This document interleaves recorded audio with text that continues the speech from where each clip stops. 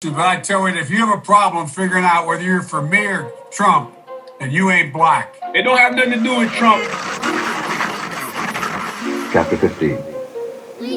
Then said the Lord unto me, Though Moses and Samuel stood before me, yet my mind could not be toward this people. Cast them out of my sight, and let them go forth.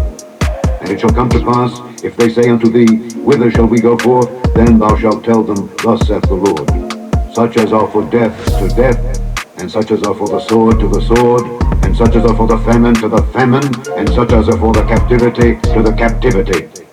And I will appoint over them 4 kinds, saith the Lord.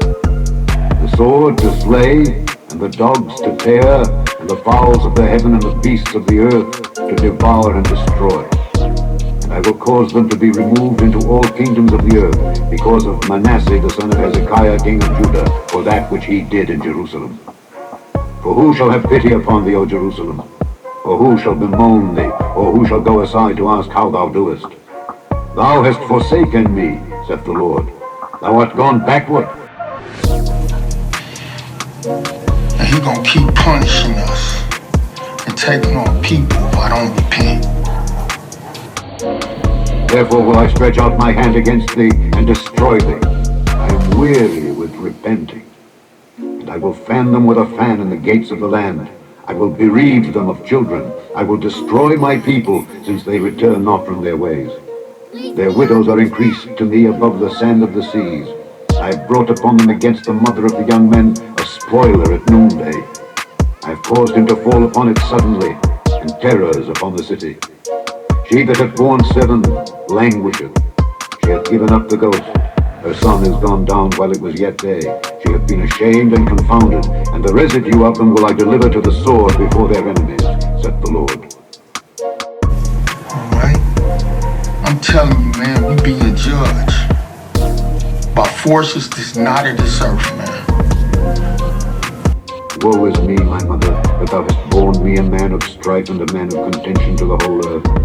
I have neither lent unusually, nor men have lent to me unusually, yet every one of them doth curse me. The Lord said, Verily it shall be well with thy remnant.